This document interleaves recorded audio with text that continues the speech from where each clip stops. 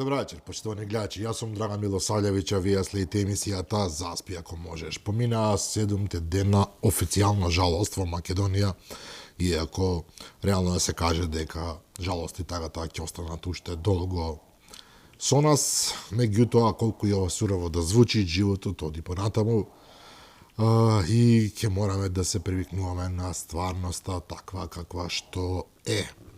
Истрагите за трагедијата во Кочани одат, како што одат, следуваат, односно траат апсења, траат нови обвиненија и така натаму и така натаму. Имаме и протести, имаме и по нешто чудно што не може да се нарече протест, имаме собири, имаме гнев кој што е упатен кон системот, што и да значи тоа системот, иако јас сакам да верувам дека системот сме сите ние, може би сме гневни самите на себе си, кој знае.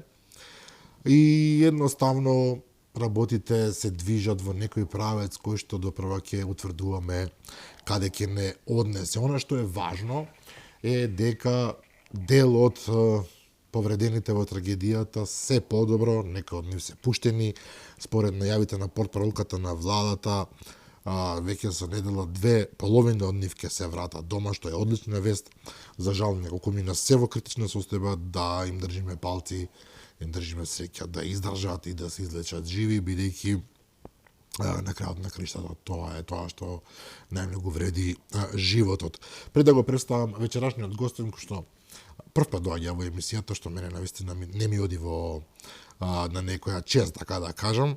Сакам да го спомнам она што денеска се случуваше на Универзитетот Кирил и Методи, каде што независен студентски сојуз, една нова организација подготвуваше некаков студентски пленум.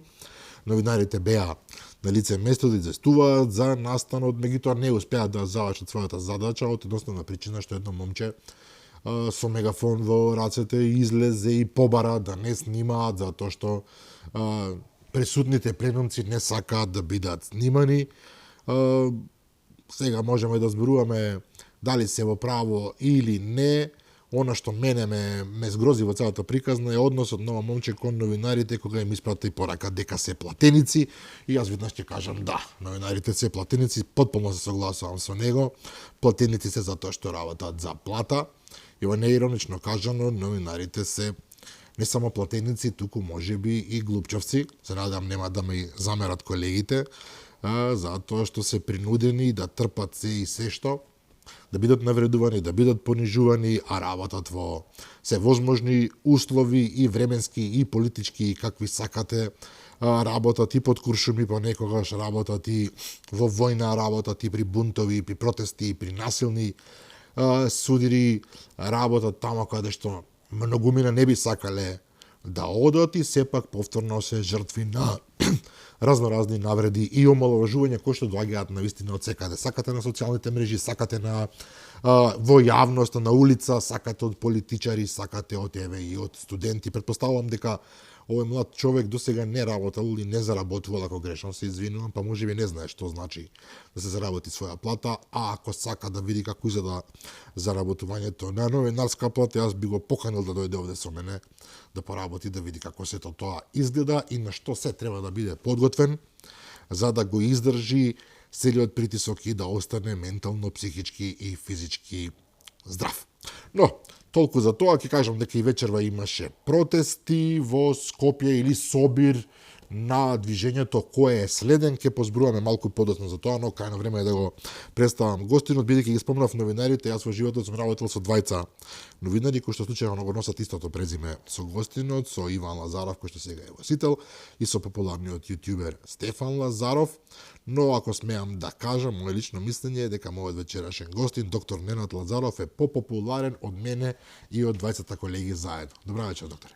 Здраво, благодарам на поканата. Во контекст на новинарите, јас заедно со мојата екипа сме активни во невладиниот сектор повеќе од 15 години и би сакал да ги поздравам младиве студенти. Апсолутно катастрофална грешка е било каква ситуација со вакво однесување кон новинари, бидејќи прво нешто што би требало да ангажираат на своја страна се токму новинарите. Јас не знам, искрено мислев ова дека е некоја лажна вест или скриена камера некаде. Јас мислев некој го мести Стварно човекот, дека не- е испратено од некаде. Затоа што да, тука баш сите треба да дојдат и тие што не ги почитуваш нивната работа во принцип, па народот сам да си излече заклучоци на крај. Всушност така ја разбирам и новинарската професија, вие да пренесете информации, а тие што се ваша публика да излечат заклучок и мислење од тоа. Апсолутно нешто што е неприфатливо е било каков тип на цензура и да не може да присуствуваат новинари. Онда што правите бе? Да. Па наводно бил приватен собир за да ги договорат следните чекори. Ова е некаква нова организација, морам да признам, кој што постои само неколку дена. Меѓутоа, ете, сака да прави пленум, немаме ништо против, во принцип, Апсолутно, велам. да. Мислам дека собери, како еден вид на изразување на тага, на бес, на гнев, се оправдани, логични. Апсолутно. Би било лудо да не е така. Само треба соодветно да се канализира, да има поента, да има идеја, да има предлог и да има соодветни носители на таа идеја. Зашто дечко Очигледно не е носител, Не беше да. во ред, не беше во ред. Денеска вечерва практично се одржи уште еден собир на движењето, на организацијата кој е следен. Колку луѓе имало, не знам, на вистина темница, дошт, можеби тој не им одеше многу во прилог. Испратија пораки и тие велат дека не се политички ангажирани, односно се политички ангажирани, но не се припадници на партија. И извадија неколку барања во врска со истрагата да биде транспарентна сите податоци и така натаму, што во принцип е сосема легитимно. Меѓутоа јас лично мислам, моје мислење, можете да спорите со мене, дека токму тоа и се случува. Во овој момент државата прилично отворено, јасно ја спроведува истрагата. Видливо е кои луѓе се апсат, видливо е и јавно се кажува кој е осомничен, се уште нема виновни директно, за лиценци, фалсификување, за документи, кој воопшто не направил нешто што не смее, кој во министерство направил нешто што не смее, кој во полиција направил нешто што не смее. Сега се спомнува УЈП, јас велам секој што е директно или индиректно инволвиран во оваа трагедија, мора да одговара и апсолутно безмилосен треба да биде системот, но се разбира сето тоа да остане во рамките на правото, колку и да звучи тоа гротесно во Македонија, во рамките на правниот систем, бидејќи многумина се согласуваат докторе дека можеби за прв пат после многу време извршната власт и правосудната власт како да функционираат координирано. Во поголем дел од твојата теза се согласувам. Не можам поинаку го перцепирам поводот и причината на овој собир. Не сакам протест да кажам затоа што би сакал да биде и да го третираме пред се како изразување на почит на тие жртви што се случија. Јас апсолутно го разбирам и го гледам и го сочувствувам гневот и кумулираниот револт. Тоа е она сега што се случува. Пак ќе кажам, да, прифаќам апсолутно, гледаме една ефективна за сега истрага, се случуваат многу работи, меѓутоа мораме и да признаеме дека 30 години наназад вакво нешто не сме виделе ние. И сега да се разбереме дека апсолутно е резервираноста, недовербата, мораме да кажеме дека оправдана, се поинаку не е објективно. Меѓутоа треба да бидеме објективни према она што кажав, да имаме цел, да имаме идеја и точно према кого ни се насочени активностите. Сега, гледате, на жалост имавме една многу добра ја паметам и нонстоп ја коментирам ситуација во која што изгореа 14 луѓе во здравствена институција што нешто недозволиво беше. И на крај со тешко фијаско заврши целиот тој процес, за на крај тој што требаше да одговара, еден од тие што требаше да одговара, да не е сега имплантиран као лидер на опозиција. И од тука за мене е огромна штетата за државата заради тоа што ние имаме блокирана опозиција.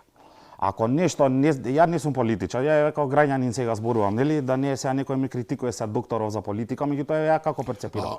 Самиве луѓе што излегува на собер велат дека човек мора да има политички став. Апсолутно, нели. Во тоа смисла се согласуваме. Мојата теза е дека додека ние имаме заробена опозиција со човек ваков, ние што и да кажеме против власта, колку и да ни е коректно, ќе добиеме одговор, чекајте ве луѓе. Со И кого сега, зборите? идејата и која е и како тоа, ја не знам како е возможно тоа да се случи, апсолутно не е добро, меѓутоа, за да една држава се развива како што треба, апсолутно е неопходна здрава опозиција да има. Јас многу добро памтам, имам 41 година и точно памтам дека најголемите кризи во државава се случуваат токму тогаш кога имавме слаба опозиција, не слаба власт. Значи владиве си се организираат, легитимитетот у собрание си го добиваат све, меѓутоа кај народ секогаш кога имало вакви ситуации кај што поддршка опозицијата има минимална, тогаш оставаме простор за многу други работи. Не се случува тоа во случајов.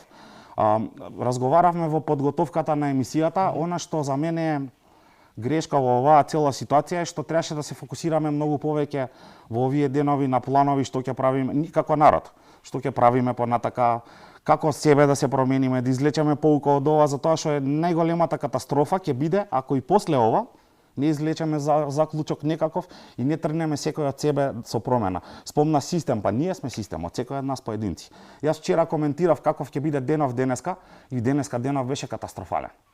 Значи, видовме дека барем денеска, еве прв ден после жалост, не успеавме нагони некои да си спречиме убиства се случија, сообраќајни несреќи се случија. И на вистина тоа разочарува, пак ќе кажам, затоа што системот е луѓето. Не сакам да бидам во ниеден момент лично сватен. Јас сум, ако некој е за собири, изразување незадоволство, различно мислење, секогаш сум бил. И тоа треба да е соодветно прво добро и организирано. Затоа што е вакво фијаско со закажување по откажување, ние сме имали у здравство такви ситуации. Најголема штетаност, се губи легитимитетот и доверба и кај тие позади тебе што стојат, што ги повикуваш.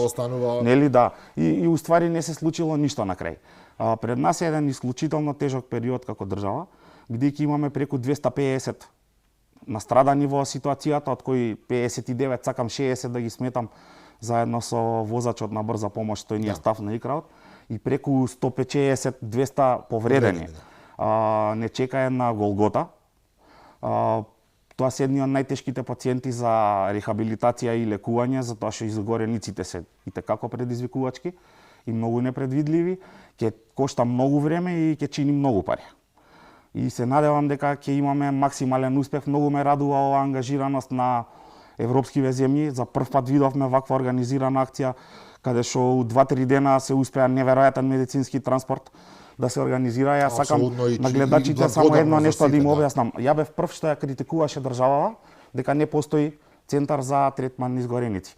Меѓутоа, еден факт да не го заобиколуваме. Имавме само 2 кревети во тој центар додека функционираше. Сакам да кажам, катастрофи од ваков обем, ви тврдам дека не може ниједна европска земја самостојно да збрине, туку сите би го направиле истото и би го активирале тој европски механизам.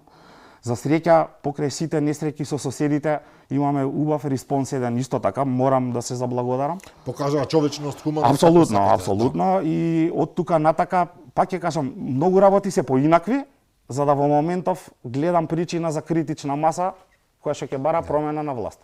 За жал се појави тој политички момент, се појави и овие денови неколку снимки кои што прилично ја разголија приказната во позадина. Не требаше така да биде.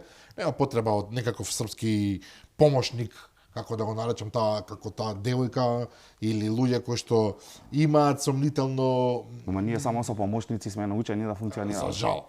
И некакво сомнително минуто на некои тука локални активисти, нема потреба. Овдека се работи за... ние мораме да доживееме, не се смелам да го кажам зборот, некоја катарза од целава работа, во најпозитивниот смисол на тој збор, затоа што после оваа трагедија, мој лично мислење, ако смеам да го кажам поштовни гледачи, е или ќе потонеме, или ќе излеземе на површина. Луѓето не може да се вратат, зборувам за загинатите, да се надеваме дека сите повредени ќе оздрават, ќе го преживеат ова тешко бреме.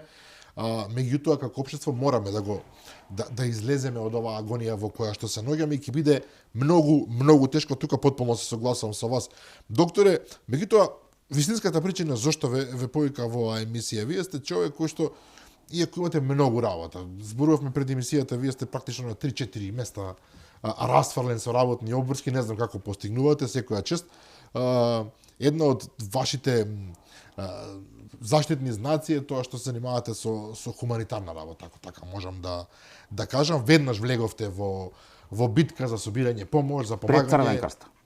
Како? Пред Црвен крст. Добро, Нашата добро кампања да е се отворена знае пред тоа. Црвен крст. Вие имате Ова знаете зашто го спомнам, се Слободно, извинувам што те слободно. прекинав, да добиеме на поента.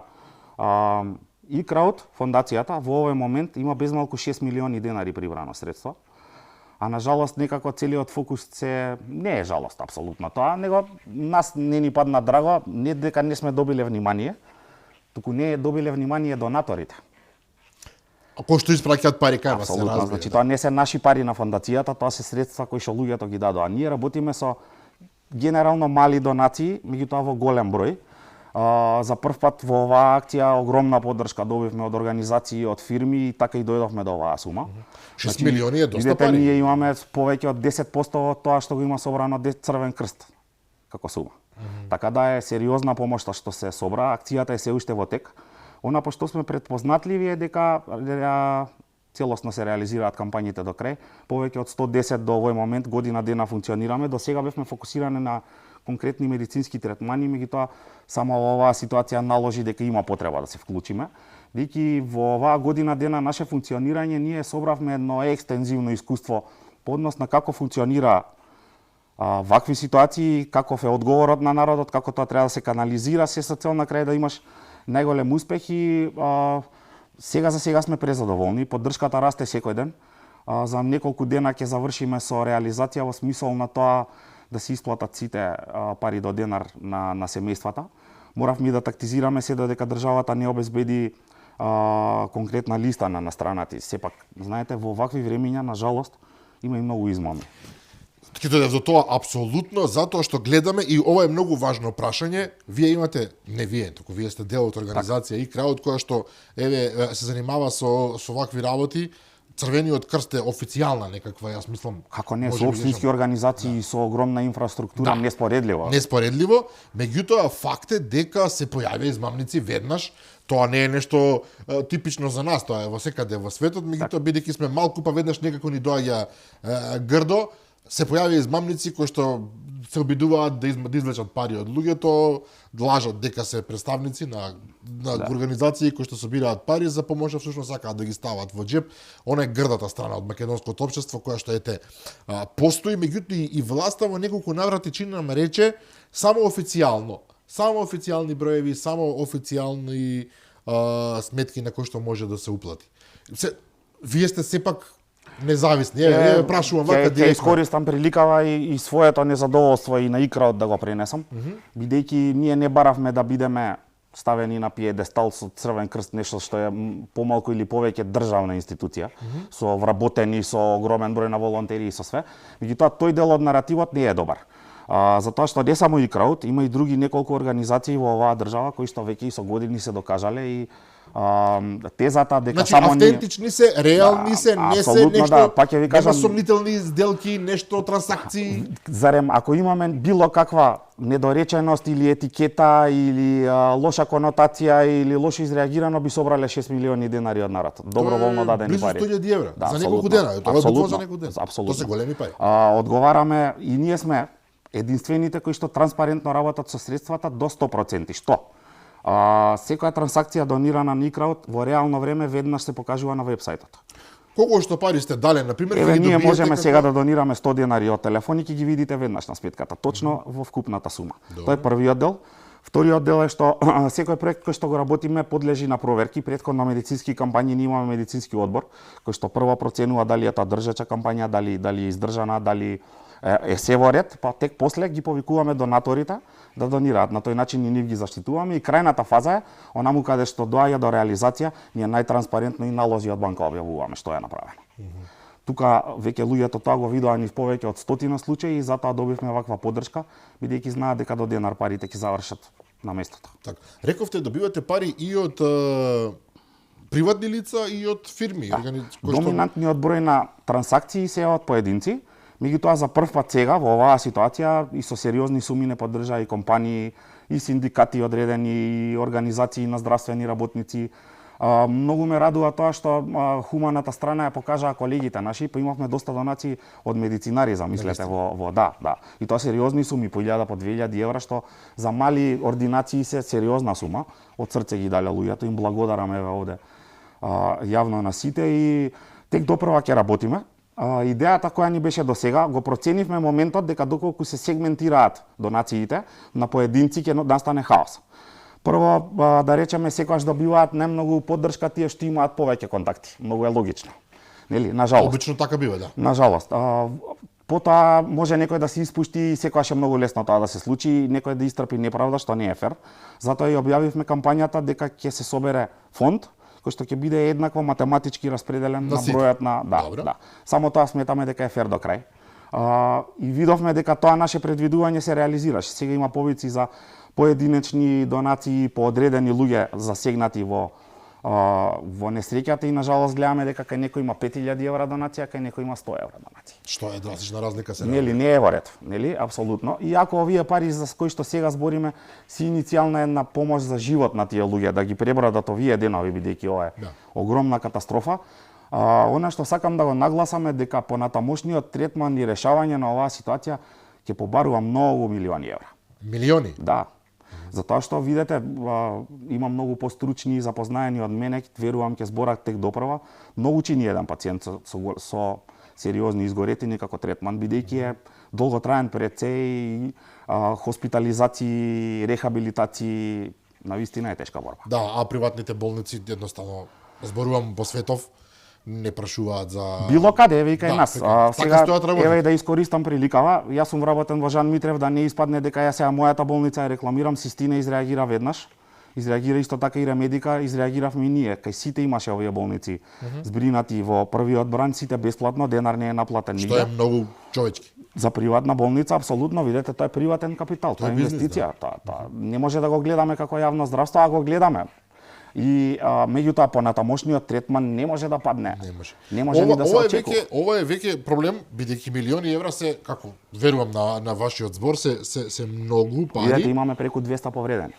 Да, добро, да се надеваме некои од нив релативно брзо ќе заздрават. Се слагам, ама сето тоа чини, видете, ние особено овие со изгореници. Никогаш во здравството третманите не се ефтини. И она што нашето здравство бесплатно го нуди на пациентите во позадина кошта многу пари. Да, но меѓутоа се плаќа, нели, врз база на меѓутоа чини, пак сакам да кажам, пак се тоа и интерни трансакции чини било кој третман, особено вакви, ќе треба реорганизација сериозна на дел од здравството, исто така да можеме ние да ги прифатиме назад тие луѓе кои ќе се вратат, бидејќи главниот проблем во ситуацијава, освен нашето немање како држава, фала Богу, на искуство со изгореници, поголем проблем за мене представува бројот на засегнати. Капацитетот што воопшто го имаме за апсолутно. Да го пофалам само Црвениот крст дека ќе им поделат на семејствата по 2400-2500 евра за почеток. Мислам дека понатаму ќе следат и други пари.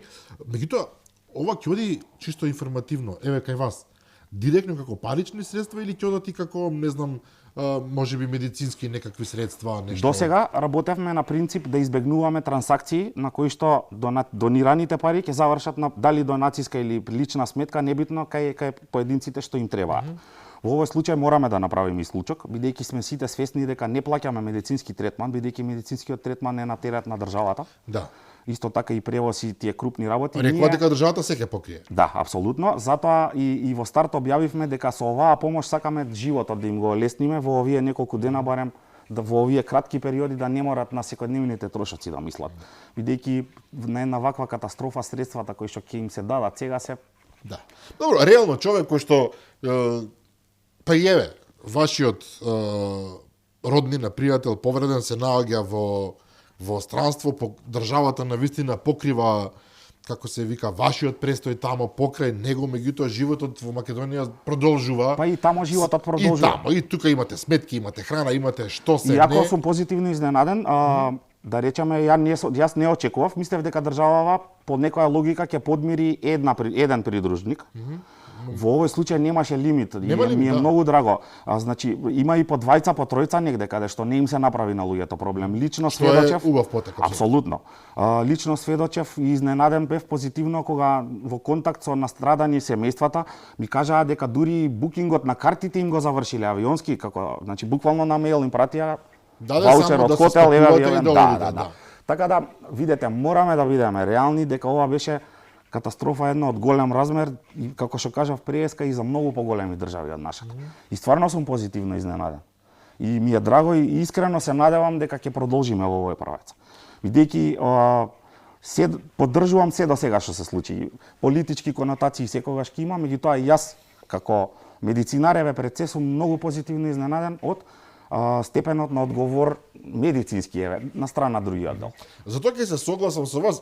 Вие како доктор и како прилично активен на социјалните мрежи, морам да признам, популарен сте доста во најпозитивна смисла на зборот, постојано и ги критикувате неправдите во здравствениот систем, меѓутоа им давате кураж на вашите колеги, она што и денеска се гледа и насекаде, апсолутен аплауз на отворена сцена добија нашите доктори, лекари, хирурзи, медицински сестри, целиот персонал, затоа што во ваков момент, во ваква трагедија, не се изгубија, како што знае да се случи, не се збунија, не избегаа, туку се втурнаа во борба со злото и направија се што можат и ми се чини и не можат.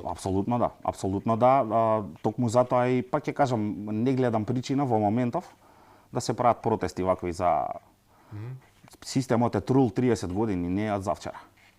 Нити да не бидам сватен дека бранам, јас сум отворен критичар на сите влади до сега. И тоа е видливо на социјалните мрежи. Меѓутоа, се трудам да бидам објективен во смисол дека кога има нешто што треба да се пофали, за мене како интелектуалец е обврска тоа да го направи. А му се даде поддршка. Апсолутно, зошто за крајно ја да останам објективен и да мојот збор држи утре кога ќе искоментирам и нешто друго.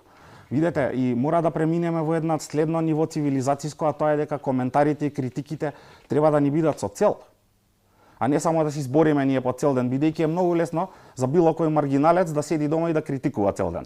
Мана на секого ќе му најдеме. Апсолутно, нели? Докторе, воведот во емисијата почна на некој начин со тоа, ние новинарите сме во слична ситуација, какви се не убави зборови, се разбира во наводници, доживуваме за нашата работа од луѓе кои што се најчесто некаде скриени позади некојата статура и кажуваат како треба да се живее, како треба да се работи, како треба да се функционира, се им пречи, до пладне го мрзат целиот свет, како беше, од пладне и самите себе си. Тие ќе ги има и ќе ги има. Так. Важното што според мене е најважно е општеството во најголем дел да согледа реалноста и секој посебно, меѓутоа и колективно да го дадеме својот допринос колку што можеме. Да, знаеш, ќе отвориме една многу сензитивна тема во која што Слободно. луѓето генерално не сакаат до крај да бидат објективни. Што сакам да кажам, ќе ме нападне некој сега сигурно и за овој коментар што ќе кажам. И тоа цело време се обидуваме со прст да впериме према некој, а многу ретко тој прст према себе го вперуваме. Имав еден коментар кај што пишав дека сите сме до негде одговорни. Еве да прашам, дали у Скопје нема шупи такви? Има колку сакаш. Па израснавме од такви шупи. Господ не чувал, ја какво друго објаснување да имам дека не се случило нешто вакво порано. Ја долги години токму ова за овој наш систем го зборам дека имаме среќа, не сака Господ очигледно и не ни се случија многу вакви работи, а можеа да ни се случи. Па види, ние имавме најлош исход на светско ниво во ковид кризата. Што да покажува тоа? Така е, да. Ние имаме И не научивме нешто. научно констатиран најлош успех во светот. Па бројот на жртви пропорционално беше најголем. Сега, се е кажано тука. Значи, ние сме потврлиле на секој могучи сегмент, за да тоа таков резултат и таков исход добиеш. Апсолутно, секоја катастрофа е резултат на негрижа претходна и несоодветно менаџирање на работите и како и да Тоа е. што го нарекуваме затајување на систем. Да, апсолутно. Меѓутоа, пак ќе Затајување е кажам, многу убав збор. јас работам у сегмент здравство кај што нели корупцијата е еден од најканцерозните проблеми што ги имаме и све. Меѓутоа и Само кажавте ова. Се И, согласувам, да, меѓутоа, само апсолутно многу, зошто да не го кажам, тоа е вистината. Меѓутоа и за корупција во здравство или било каде треба две страни. го погодивте точно. Треба некој да даде, треба некој да прими. Го погодивте точниот И термин. трета страна постои, а тоа е општеството, околината. Зошто не се организирале протести до сега? Дека е несоодветно местото, дека зошто ние у Скопје не протестиравме? За себе зборам, ништо се вклучувам во групата, не се амнестирам воопшто. Ние само чекаме и нешто и после нажалост многу кратко и ни трае. Но знаете како, докторе, кога ќе речете системот не чини труле, општеството не чини труло е, не знам, власта, опозицијата, политичките партии, сето тоа може да е точно, меѓутоа, кога кажувате тоа, се абстрахирате себе се некако. Ако ќе кажете јас сум. Не, јас себе си затоа што представам. јас сум корумпиран на некој начин, односно ме корумпираат, односно јас сум се нашол во ситуација да дадам 100 денари негде за да влезам преку ред, да се јавам на некој телефон, така, или да премолчаш, да направиш наивен со сила, а тоа го правиме масовно, на да дневно ниво. На дневно ниво, и тоа ни е станато речиси еден вид модус вивенди, тоа е начин на живот. Ги учиме децата веројатно свој оди подкупија на страничката. Еве друг еден шести пример. Се сликаш за пасош и редовната постапка трае 7 дена и 8 од 10 луѓе ќе пробаат да најдат некој по телефон што ќе им го издаде побрзо пашасот. Зошто? Да. Зошто? Знаеш дека на 7 дена ќе го добиеш. Затоа што врските да Зашто можеш. Затоа што можеш. Функционираме во еден многу зол круг кој што мораме да го напуштиме. Затоа реков, некој нека не ме свати погрешно, оваа трагедија мора да биде катарза во смисол да можеме да се разбудиме од бунилото во кое што сме влезени и навистина да се менуваме себе си и целото општество. Нека не биде флоскула. Јас мразам флоскули искрено и кога ги кажувам се чувствувам неубаво, да, докторе. Апсолутно. Но апсолутно, тргни од себе, не дозволувај на работното место да ти го прават тоа што не сме. Апсолутно. Не дозволувај дома, не дозволувај на училиште, на факултет, каде Ама и да и ти не го прави. И ти не, сега нормално. Да не бидеме лицемерни во целата приказна. Морам да ве прашам околу се уште додека сме во овој сегмент со повредените. Дека ќе чини многу, ќе чини. Дека ќе мора да се најдат средства, ќе се најдат. Да, Црвени крстови, вие, други ќе донираат, ќе прават други. Можеби ќе помаше и ќе помогне и странство, државата ќе нема да штеди овој пат. За мене е неприфатливо понатамошниот третман воопшто да го ставиме во контекст, а и сегашната ситуација дека треба со донации да се решава. Апсолутно. Видете, за мене држава Но ние за жал многу пати решаваме со донации. Да, ама тоа е неприфатливо. Знаете како, истиве политичари до пред месец дена гледавме неверојатни суми за патни трошоци. Така е. Гледавме неверојатно покачување од 78% на плати на дел од функционери, еве да не онма се бунат, не биле сите. Не е за мене, да. Ама многу се. Гледаме една оптеретена администрација неверојатно опременета, гледаме дека фирма функционира со 10 вработени, а гледаме дека општина некоја не функционира со 110 вработени, и ти е јасно. Значи, неприфатливо е со донации. Ние сепак сме држава, сепак овие граѓани целиот свој животен век и работен плаќаат здравствени придонеси и апсолутно мора државата да се реорганизира. Ова е можеби еден многу добар момент, во наводници добар, се извинувам, немаме друг термин, за ресет во здравството. Нас ни треба крупна една. Значи, видете, седа дека некој не стане еден ден да излезе пред телевизија на пресконференција и да рече: другари, вака не може веќе. Ние лажеме, ние на здравствените осигуреници им викаме дека им следува се, согласно социјалистичкиот принцип, а во терен реално не им следува се. И да се договориме како понатака, во смисол, јас мислам дека е фер и крајно време веќе тој здравствен систем, фондот да се реорганизира, во смисол да се гарантираат на луѓето еден пакет на услуги кои што во секое време ќе ги добиваат и квалитетни и одреден буџет за терциерно и понатака. Ние не можеме да плаќаме се на сите, во исто време тоа го декларираме, а крајно крахираме на банални работи. Имаме недостаток на лекови, базални... Односно сите не добиваат се. Да, имаме примарно здравство на кое што му се должат 2 капитации од воспоставување на системот. Замислете, за една фирма матичен лекар добива пари со 3 месеци доцнење. А треба да ги подмириш режиите. И нас 80% од здравствените услуги ни се на примарно ниво, а тамо должиме пари многу како држава. Значи мора да постои реорганизација и затоа не е за мене ни прифатливо во дискусија дека Црвен крст ќе си ја заврши функцијата за многу кратко време овде, исто и краут. Понатака треба да го превземе целосно ова државата, заради тоа што тоа се наши здравствени осигуреници на кои што според устав им гарантираме дека имаат здравствено осигурување исто како сите нас. Меѓутоа за тоа да го направиме треба сериозна реорганизација, бидејќи во поставеноста моментално нема шанси тоа да се случи. Морам да ја прашам, докторе, ние постојано зборуваме за реформи. И во здравството постојано ја зборуваме за реформи. Понекогаш вие, докторот Стефан ми беше гостин пред неколку месеци, помлади генерално лекари излегуваат со разни идеи, дали да биде полуприватно, полудржавно здравство, не знам дали да се користи ваков или онаков механизам. Меѓутоа на крајот на денот повторно завршува со мене ми се случило да отидам во амбуланта, да не именувам во која амбуланта и да ми кажат нема фластер. Па тоа е Нема суштината. завој. Тоа е Не зборуваме за лек, за не знам што, нема ние фластер. Само даваме предлози и главниот проблем знаеш каде е по мене? Главниот проблем е што за да се случи сериозна позитивна промена во здравство, треба некој да собере храброст и да истрпи големи политички удари во смисол на непопуларни политички мерки што треба да се направат. Што е многу тешко. Ете така. Ако разговараме објективно со средствата во моментот што ги одвојуваме за здравствено осигурување, ние ни половина од работите реално не би можеле да ги подмириме. Бидејќи гледајте константно се генерираат долгови, особено во терцијарно здравство, тамо каде што е најголем интензитетот. Ние наследивме хибриден здравствен систем од Југославија, каде што у тоа време во секое село имало доктор. Тоа не постои во светот веќе. Никаде. Наследивме здравствен дом во секој град, буквално помал. Неодржливо е, ние немаме доволен број на специјалисти за големите центри, а не за ние такви. Така да иднината е по мене, не по мене, по сите анализи до сега што се прават. Реконструкција на начинот на финансирање, регионализација, значи ние е време да се собереме во неколку центри и тамо да пружиме врвна услуга, отколку да викаме дека у секој град имаме болница, која што по ниеден основ не може болница да биде категоризирана, бидејќи манјкаат од персонал до основни медицински средства. А огромни се трошоците, огромни. Грејење, ладење, струи, значи замислете ние да ги концентрираме. По друга концентрираме. страна, нели се жалат и од министерство, ако не се лажам, и генерално дека Скопскиот клинички центар е пренатрупан за тоа што се живо се праќа во Скопје. Да, ама тоа е само последица на лошата организација. Тоа е последица за тоа што згрешен е процесот од едукацијата на нови специјалисти. Значи пуштаме нови специјалисти несоодветно, недоволно обучени да можат самостојно да ја превземат дејноста во градот во кој што ќе се вратат.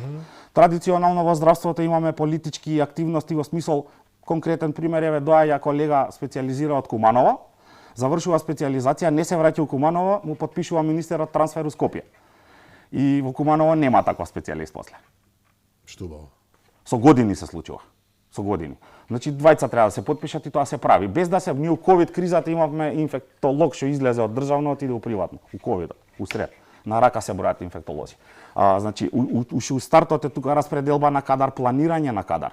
Треба да се испланира, не само еве се дискусија има специјализанти приватни. Да, што ќе правиме со нив? Кај ќе ги примиме? Треба да има стратегија.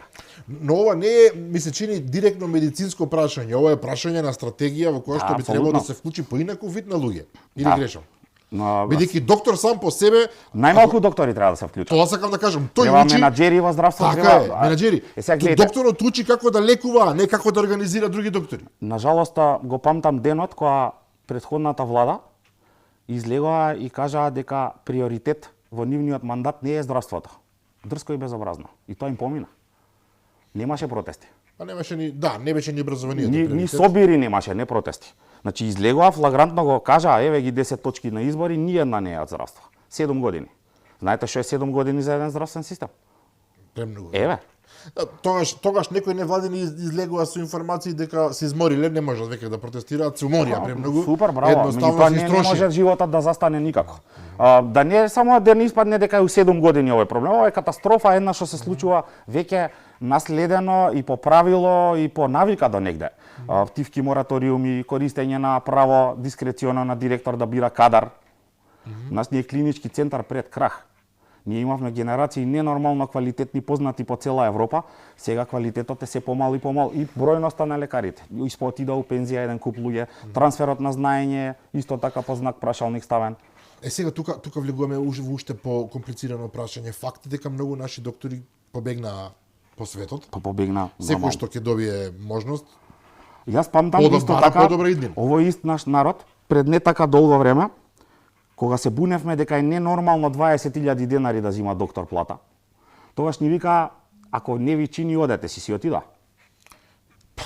Во Германија 20.000 не Истите дава. тие позадита статура. Ако не ви чини, вика, одете си, ве школувала државата. Еве, на пример, јас сум ти еден еклатантен пример. Платив студии, платив специјализација. Што должам ја на држава? Што? Нека се запрашаат сите тие што коментираат, исто така и од државата. Како доктор 100.000 евра чини Да, државата? мене ме чинеше. Добро, вие и работевте и во странство, нели? Кратко. Вие сте еден од оние малку примери на лудаци што ги викаат во наводници, кој што отишол, во западниот свет, работел, се снашал таму, добил шанса, меѓутоа од некоја носталгија, лудило, што и да, сте се вратиле дома. Види, овде не постои лекар во државава, ти тврдам, што немал шанса или прилика да отиде негде. Тоа се колеги што не сакале само. Вие гледајте нашите колеги кога ќе отидат на запад, многу брзо успеси постигнуваат, многу често многу брзо напредуваат до раководни функции. Кажете ми колку од нив се вратиле, имаше и сега и порано најави ќе се враќаат од приватно од странство, не е така. Луѓето од овде не си отидоа заради парите најмногу, тоа беше прво нешто што спомнав. Најмногу си отидоа заради таа нездрава средина во која што почнавме да функционираме. Значи царува корупција, царува политиканство. Значи видете, имавме конкурси, се пријавуваат 100 души за 10 работни места, се полагаат тестови, квалификациони, доаѓаш во тие 10 влегуваш и не те повикуваат на интервју воопшто. Влегува некој 40 стори. Апсолутно некој на крај. Второ, многу битен фактор за младиве овде да останат и да сакаат кариера да прават е да го гледаат кариерниот пат. Во Германија не ти треба политика, напротив може да ти смета, не знам и дали е дозволено, така е, за да напредуваш или и било таму каде. буквално можете да претпоставите за 5 или 10 години кај ќе бидете. Ако одработиш. Ако работите се разбира, Така, така да, значи Така покажавме дека не е проблем квалитетот на лекарите. Како тие исти лекари овде што не чинеа, чинат у Германија, у Франција, у Англија, у цела Европа. Како? Зошто? Сте слушнале ли скандал од македонски доктор во Европа? Никогаш. Што ви кажува тоа? Значи не сме толку неквалификувани. Многу е лесно да се куца на тастатура од дома.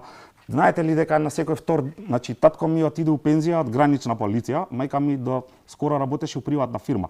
Јас сум дете од работничка фамилија, а секој втор ден трпам на Facebook дека ми е купена дипломата. Јас уште плаќам кредити за факултет и за специјализација. Предпоставам дека и велат дека имате Војко Владика нешто у тој правец. Војко Владика какви бакач. И на жалост, значи да, постои една популација таква, меѓутоа поголемиот дел од луѓето се сериозно се вложиле за да станат тоа што станале денес. Во секое нели меѓу другото и за еден доктор мотив да стане доктор порано барем било и општественото почитување на таа професија што се изгуби целосно. Што не е веќе така. Има некои промени, да, меѓутоа гледате, се случија нови генерации, јас стално сум зборел по телевизија. Колку пати сте слушале критики за млади лекари? Скандали со млади лекари има, не дека нема, меѓутоа многу е мало. Зошто? Други генерации, различна едукација, различен ментален склоп, не работеле во други времења каде што поинаку се третирале работите. Значи ние имаме еден систем здравствен кој што у 25 години тешки драстични реформи направи. Нажал ништо од тоа не е до крај соодветно, меѓутоа се случија тектонски пореметувања. Воведување матичен лекар. Знаете дека до 98 или 2000-та 16.000 зимаа матичните лекари плата пред да станат матични лекари, кои беа вработени за државата. Тоа не за што зборуваме ние, какво почитување. Добро, и сега ако не се лажам, платите не се да апсолутно, апсолутно. Ние сме најниско платени во цела Европа. Во цела Европа. Во цела Европа.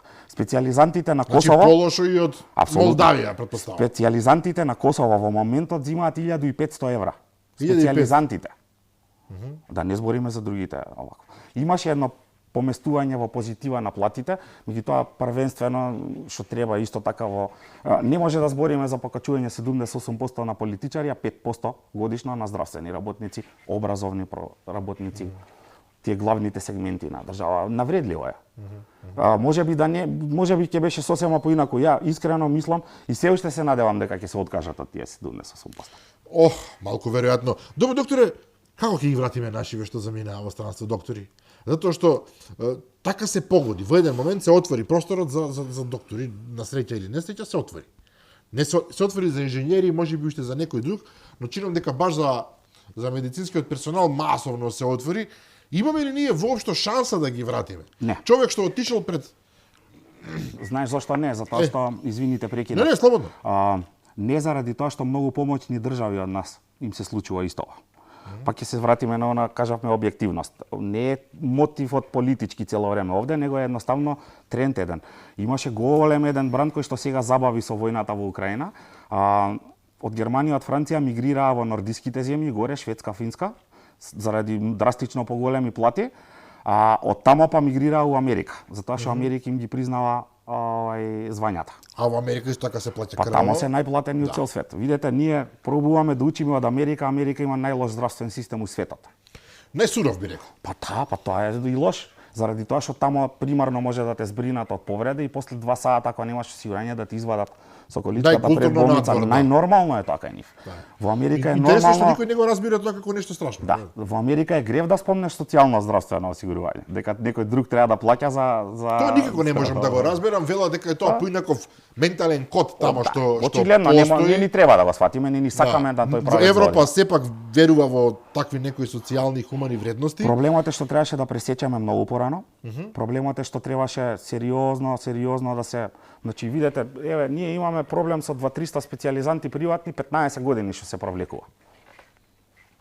А од друга страна имаме 60 на години старосна граница на примарно здравство вработените лекари. Пред колапс е примарното здравство. Никој веќе од младите не сака да работи. Една од најтешките работи во здравството е примарно. Секојдневен контакт интензивен со пациенти, психијатар да бидеш, се да бидеш. За смешни пари, за смешни пари, без закажување. Нема во светот ваков пример како кај нас да влезе пациент у ординација апанзас. Никаде на светот. Никаде на светот. Не знам кај нас е така, Гуглајте ќе видите. Тоа не знам каде може, ти текнало сега влагаш притисок измери ми нема. Тоа не може да го дозволиме повеќе.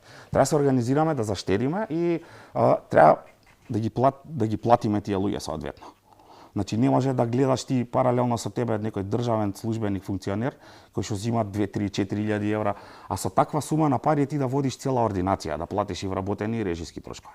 Второ, треба да се створат услови и трето, треба одлуката за тоа кој ќе се вработува на клиника, болница, да се остави на болницата, на медицинарите. Што они најдобро знаат што им треба у тим. Тоа е кога да имаш фудбалска екипа и сега ставаш селектор, ама он не ги бира играчите, а сакаш да победува екипата. После а ти му ставаш нешто на секакви различни начини, најмалце по аспект на квалификации и не знам, порано бев многу по мислев дека има шанси нешто да смениме, сега сум скоро сигурен дека, не знам, тектонско пореметување ни е потребно. Ние не збориме за козметички корекции, ние треба да го редизајнираме целосно системот. Добро, ајде да го преформулирам прашањето. Овие што отидува нема да ги вратиме. Некој, можеби од лут ентузијазам или можеби од носталгија ќе се врати. Вашиот пример. Поединците треба да ги задржиме овде. Да. Меѓутоа, што правиме што тие што се тука, а да не заминат? Еве, како да ги спречиме вас да ве натера да се тоа тука? Моите генерации, моите колеги што останавме, тешко дека сега веќе би се покренале за наново да почнуваат кариера и све. И тоа треба да им дадеме надеж на младиве колеги. Прво треба да им дадеме соодветни финансии да можат да преживеат.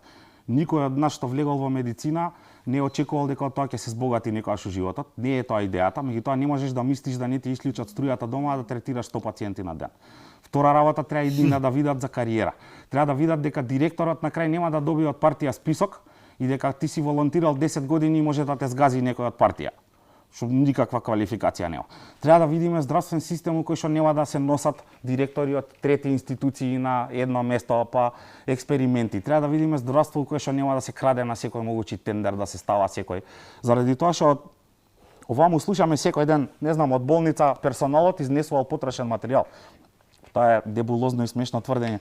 А имаме оваму паралел. Знаете што се случува? Се купуваат у една болница, пример, трескам во Скопје 10 денари шприц, истиот шприц од истиот производител, пошто секоја болница набавува посебно е 100 денари од друга болница. Тоа у ковидот беше и страшно драстично. Исто еве еден конкретен предлог што цело време го збориме, да се централизира таа набавка, еден тендер за потрошни материјали, нека го направи држава и ќе има и подобра цена и ќе има и контрола и све.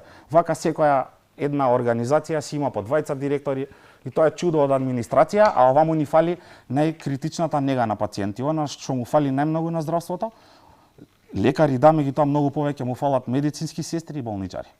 Она што е правата нега болничка, хосписот. Тоа е медицина. Затоа што и тоа го гледаме, го читаме колку. И сега бараме ние болничари. Имаме ситуација во која што не знам, велат дека две сестри се грижат за 50 Апсолутно. пациенти, тоа не личи на знаете ли ништо. дека е 20.000 денари платата на болничар во болница. Некој што треба да Навистина? 20.000 денари. Нешто повеќе се платите на сестрите, ништо драстично не зборуваме. Јас неодамна бев во на клиника горе од некоја причина не за мене и морам да ви кажам тоа што го видов таму ми беше Тажно. тажно за сите. Значи јас видов немаки. Апсолутно. Она што мене ми е страшно, видов чист немоќ. Значи болничари немокни, медицински сестри немокни. Многу често луѓето се осмелуваат и велат незаинтересирани се, охоли се, арогантни се, Има и такви. не им е гајле. Па сигурно има. Да, ама не е тоа суштината. Но тоа не е главното. Видете, суштината е кога ти недостасуваат базични средства за работа. А се очекува од тебе да дадеш резултат на крај и секој е најлесно да впери прст со вина према тој што е прв пред тебе. Ти нема да кажеш дека еве системот или министерот или началникот, ти го напаѓаш тој што е најчесто пред тебе и тие луѓе најмногу што работат се најмногу изложени на напади и на критики. Генерално тешка е ситуацијата, меѓутоа пак ќе кажам, секогаш постои шанса, меѓутоа треба да се седне и да се донесат непопуларни одлуки. Со популарни одлуки здравството нема да го прави. Со пријатни вести, со да еве некоја група сме 300 души сме збринале, не, нас ни треба колективно рестарт еден и нов здравствен систем. Пак ќе кажам, многу е пофер за луѓето што плаќаат здравствено осигурување секој месец, да знаат што им следи, што им не следи. А вака е едно лажење од 30 години све ви следи, а не ни следи све. Не е реално не така. Ќе отидете таму ќе видите дека не ви следи. Исто многу често мој термин се критикува. Не е проблем мој термин, тоа е еден идеален систем. Доколку би имале доволен број на персонал, се знаеме кога е се организирано. Луѓето претходно оде и цел ден чека ако те примат. Сега знаеш. И пани им се чека, а од друга страна се напаѓаат лекарите. Не се они криви. Значи имаме на ниво на град Скопје 2-30-40 офталмолози. Уште толку уролози. Што да направат повеќе? Да се дуплираат. Нас ни треба персонал за да може тој мој термин да се поболни и да не чекаат луѓето. Нас ни треба техника. Имаме на клиника еден ехо кабинет и тој работи денеска. Како може да ги збрине сите пациенти, пример? Значи, ни требаат и ресурси, она што е најбитна грешка што 30 години се повторуваше, она што е најлесно да се направи во здравство е да се купат машини. И тоа сите го прават. Ама тоа е најлесниот дел. Не можеш да купиш персонал. И тоа требаше да го научат до сега. Имаше повици ќе се враќале од Србија, од ваму никој нема се врати. Да се разбереме? Или странци дека ќе дојдат тука да работат, за која плата? Со што ќе го примаме? Не можам да верувам во тоа. Најниско сме платени, деве ви тврдам, ви кажувам, на Косово 1500 евра земаат специјализанти. Тука е специјалистичка плата. Си го подценуваме здравството и вработените у здравство со популистички мерки као 60 денари партиципација на преглед од специјалист. Па ние наплаќај. Ние наплаќај за сите е навредливо, и за пациентот е навредливо, и за тој што ја пружа услугата е помалку од 1 евро. Ме разбирате? Треба, не знам, луѓето нема да имаат проблем ако платат и добијат. Луѓето имаат проблем што плаќаат, а ништо не добиваат. Морам да ви признам дека се согласувам во најголем степен со вас, докторе. Сосема сме на крајот на емисијата. Сакам да прочитам еден цитат од Голда Меир, некогашната премиерка на Израел. Ја спомнувам заради тоа што вие го кажувавте досега и затоа што мораме да кажеме дојдоа во помош многу лекарски тимови. Она што јас успеав да го разберам е дека израелскиот тим кој што дошол бил феноменален.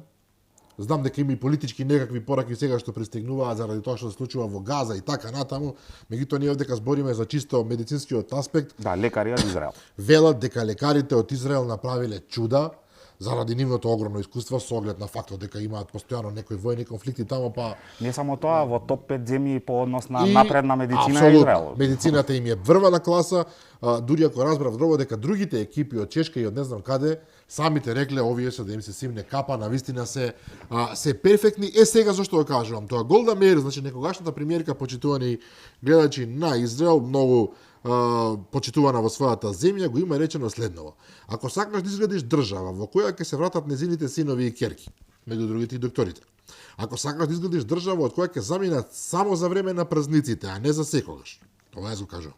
Ако сакаш да изградиш држава која нема чувство на страф од она што едината носи, потребно е да се преземат само 2 чекори. Да се изедначи корупцијата со предавство, а корумпираните со предавници до 7 колено. И да имаш 3 најплатени професии во државата: војска, образование и лекари. Значи ова е нешто што е аксиома во држава која што е покажана успешна. Не мора, она што е наједноставно за државите како нас е, ние не мора кој знае што да измислуваме. Доволно да видиме како функционираат подобрите од нас. Абсолютно. Буквално ни го ставаат во вакво, еве, да, доктори, образование, и кој ги реков тамо и војска, плати ги добро затоа што тие држат државата. Апсолутно. И за другите се разбира, меѓутоа тоа е тој принцип. Доктор Ненад Лазаров, ви благодарам за гостувањето, мене многу побрзо ми помина емисијата. Мислам дека кажавте доста важни работи и се надевам дека ќе имаат слух надлежните за ова што вие го испаѓате. За мене не е битно дали и колку луѓе ќе се согласат со мене, сепак е ова мој личен став, нели? Секогаш има и различни мислења, меѓутоа веќе имам екстензивно искуство во бивајќи инволвиран. Јас имам испратено 10 министри за здравство, а сум бил активен во невладиниот сектор кај што сме пробувале да направиме промени. И на жалост, се повеќе се трудам што помалку да ме има, бидејќи искрено само од себе и од разговорите веќе ми е смачено, ние 20 години исто го зборуваме. За жал така, но да се надеваме на подобро. Што друго ни останува? Можеби ова трагедија на вистина ќе помогне да се разбудиме. Повторно ќе го кажам тоа. Ви благодарам уште еднаш за гостувањето, ви благодарам и вас, почитувани гледачи, за трпението со кое што не следевте. Верувам дека тоа што го кажа доктор Ненад Лазаров навистина има смисла и логика и вреди да се размисли околу неговите ставови. Утре во 15 часот репризното издание на оваа емисија. Јас ви закажувам нова средба со мене и со нови гости утре вечер во 22:30. До тогаш пријатно.